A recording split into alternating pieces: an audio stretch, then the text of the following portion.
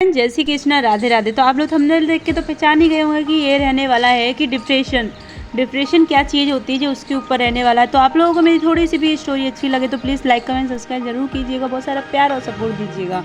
तो कहते हैं ना, डिप्रेशन क्या होता है। डिप्रेशन कोई बीमारी नहीं होती है, कोई कुदरती बीमारी नहीं होती है। ये डिप्रेशन होता है कि हमारे बीच में आसपास के रहने वाले जो रहते हैं ना हमारे आसपास, वो देते हैं ये डिप्रेशन। कुछ महिलाएं तो बोल के अपनी गुस्सा निकाल के शांत अपना सारा टेंशन दूर कर लेती हैं। कुछ क्या होता है, सिर्फ शांति से सहन करती रहती हैं। लड़कियां जो शादी कर देते हैं माँ बाप छोटी सी उम्र में, वो अपने मायके की लाज बचाते बचाते, अपने ससुराल की लाज बचाते जाते वो चुप रहते रहते एक ऐसे डिप्रेशन में पड़ जाती हैं कि लोगों को उनकी बातें, सारी चीज़ें ऐसी लगती हैं जैसे बचपना हो, बच्चा है, अभी कोई ना समझ है। नहीं भाई, वो बच्चा नहीं होती है। बस वो उन चीज़ों से, जो डिप्रेशन उसके दिमाग में चल रहा होता है ना, वो बस उन चीज़ों से उभरने की कोशिश करता है और सोचता है कि मेरी थोड़ी थोड़ी सी बातों से, मेरे थोड़े थोड़े से चंचलपन से शायद मैं कुछ अपनी बातों को भूल सकूं। लेकिन हमारे जो आसपास के रहते हैं ना, और कोई नहीं होता है, हमारे रिश्तेदार, हमारी फैमिली, हमारे आस पड़ोस के, यही शख्स ही एक औरत को डिप्रेशन में जाने पर मजबूर कर देते हैं। कि बोलते हैं कि फलाने की बहू ऐसी है, फलाने की बहू ऐसी है, फलाने की बेटी ऐसी है। मतलब दुनिया के हिसाब से बेटियां चलती चली आ रही हैं और बेटियों को दुनिया के हिसाब से नचा भी रहे हैं। ये नहीं कि लोग अपने ही काम से मतलब रखें, दूसरे अपने आराम से मस्त खुशी से जी रहे हैं तो उन्हें जीने दें। उन्हें इस चीज़ से बिल्कुल मतलब नहीं होता है। उन्हें मतलब से होता है सिर्फ अपनी हंसमुख की दो चार बातें बनाना, लोगों के लिए चंद बातें करना, बस उनका यही काम होता है। जिस दुनिया की लोग दुहाइयाँ देते हैं ना कि अरे ये समाज ऐसे बोलेगा, अरे ये समाज ऐसे बोलेगा, तो भाई वो समाज खाने के लिए नहीं देकर जाता है, ना ही पीने कल दे के जाता है। जब हम परेशानी में होते हैं, किसी दुख में होते हैं ना, तो यही लोग सबसे पहले अपना हाथ पीछे कर लेते हैं। जो समाज, जब इंसान आगे बढ़ता है ना, उस आगे बढ़ते हुए इंसान को रोकने में अपनी पूरी मदद करते हैं। वो पूरा सब कुछ देखते हैं उनको पीछे कैसे ढकेला जाए। लेकिन जब उन्हें रियल में ज़रूरत पड़ती है तो वो कभी उनका साथ नहीं देते हैं। ऐसे ही औरतों के पीछे जो चार लोग होते हैं, फैमिली वाले होते हैं, उनके पीछे पड़ जाते हैं।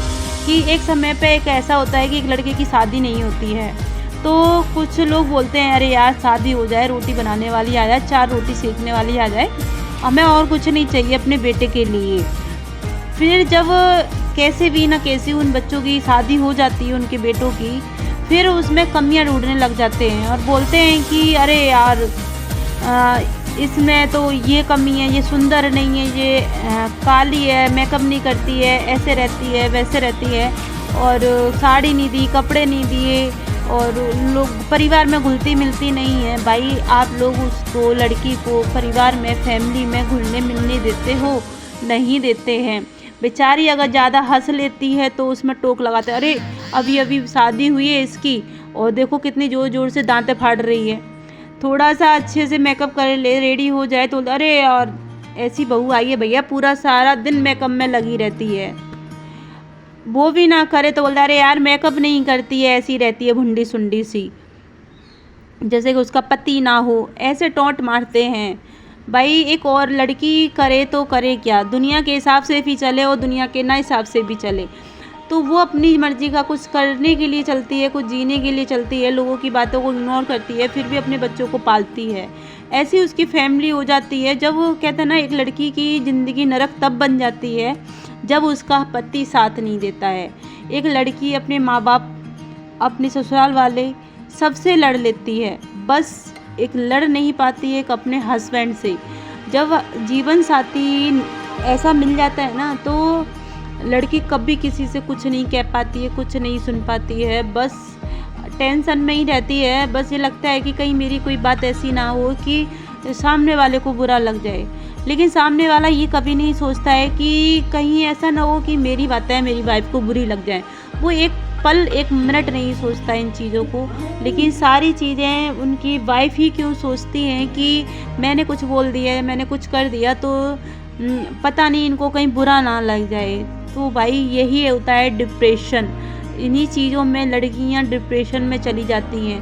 पहले के लोग औरतों को मार के जला के मारते थे, मट्टी तेल छिड़क छिड़क कर मारते थे, लेकिन अब के जनरेशन है ना, वो लोगों को मट्टी तेल छिड़क कर या कुछ भी करके नहीं मारती है। सिर्फ उनके साथ में वो ऐसा व्यवहार करते हैं, डिप्रेशन में ऐसे डाल देते हैं उनको कि वो मजबूर हो जाती है एक लड़की मरने के लिए, कि सब कुछ सारी चीज़ें उसके साथ होती हैं।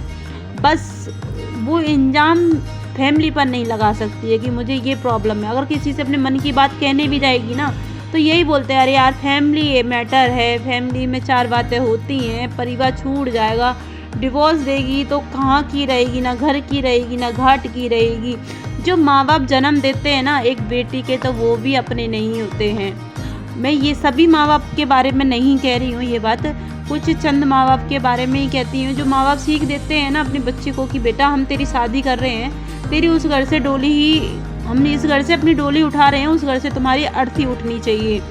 तो भाई उस अर्थी को अगर आपने ये सोच के रख लिया है ना अपने दिमाग में कि ससुराल से उस लड़की की अर्थी ही उठनी चाहिए, तो ऐसा करिए कि एक बेटी को जन्म ही मत दीजिए और उसे वो संस्कार ही मत दीजिए।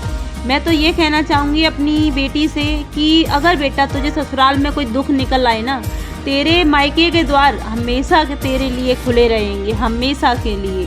लेकिन कुछ माँ बाप ऐसे दरवाजे बंद कर लेते हैं कन्यादान करने के बाद में कि हमारी बेटी वो है ही नहीं, सिर्फ एक नाम का रिश्ता चलता है कुछ पेरेंट्सों के साथ में कि हाँ ये हमारा रिश्ता है बस, नहीं तो बस सुख में जाती है बेटी। अगर दुख की बात अगर वो उसने अपना एक भी पॉइंट रख देते हैं तो घर वाले यही बोलते हैं कि बेचा ससुराल है, एडजस्ट कर। सबकी लाइफ में ऐसा होता है, सबकी लाइफ को आप उठा कर देखोगे ना, अंदर एक एक चीज़ें कुदेर के देखोगे तो अपने आप पता चल जाएगा कि सबकी लाइफ में ऐसा होता है कि नहीं होता है।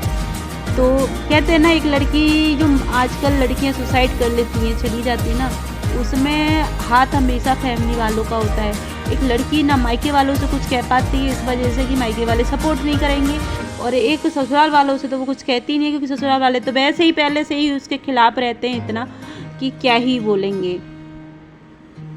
तो इसीलिए मैं तो यही कहना चाहूँगी कि अपनी बेटियों को इतना इंडिपेंडेंट बनाइए और आगे बढ़ाइए उनको कि उन्हें किसी के सहारे की ज़रूरत ना पड़े, और हमेशा अपने सहारे को अपने भाइयों के साथ में इतना घुल मिल जाए कि वो अपनी कोई भी परेशानी, अपनी कोई भी इच्छा रखने से पहले ये नहीं सोचे कि मेरा भाई मुझे क्या लौट कर जवाब देगा। उसके भाई के मन में इतना प्यार होना चाहिए कि अगर कोई परेशानी आ रही है तो वो अपने घर के दरवाजे अपनी बहन के लिए हमेशा खोल दे। मैं अपने बच्चों को बस यही सीख देना चाहूँगी, अगर मेरी बेटी को कुछ भी परेशानी आती है तो उसके साथ में हमेशा डट के सामना करने के लिए वो खड़ा रहे और उसे बोले कि बहन तू मेरे घर हमेशा आ सकती है, हमेशा तेरे लिए हमारे घर के, मेरा घर नहीं हमारे घर के दरवाजे हमेशा खुले रहेंगे। भाई उसने 18, 20, 22 साल दिए हैं अपने इस घर को, पली बड़ी बड़ी हुई है, तो ये घर पराया कैसे हो सकता है? नहीं हो सकता भाई। बेटियों के लिए मायके का घर कभी पराया नहीं होता है। बस ये है कि थोड़ा सा अगर बेटियां गलत हैं तो डांटना भी चाहिए, पर हर जगह बेटियां गलत नहीं होती हैं, कुछ गलतियां ससुराल वालों की भी होती हैं। तो मैं तो बस यही कहना चाहूँगी कि भाई अपने बच्चों को वो संस्कार वो दीजिए और अपनी बेटियों के लिए हमेशा अपने घर के दरवाजे खुले रखिए, जिससे वो अपने मन की आप उससे आकर के कह ले, ना कि आप उस पर डिप्रेशन डाल दीजिए कि तुझे कुछ भी बात शेयर नहीं करनी है। अगर आपको मेरी ये थोड़ी सी भी स्टोरी पसंद आई हो तो प्लीज़ लाइक कमेंट सब्सक्राइब ज़रूर कीजिएगा, बहुत सारा प्यार भी दीजिएगा मेरे इस ब्लॉग को। अगर आपको ऐसी ही और स्टोरियाँ देखनी है तो प्लीज़ कमेंट में ज़रूर बताइएगा, तो और प्यारी सी स्टोरियाँ हम लेकर आएंगे आप लोगों के साथ में। हमारे चैनल को लाइक कमेंट सब्सक्राइब ज़रूर कीजिएगा।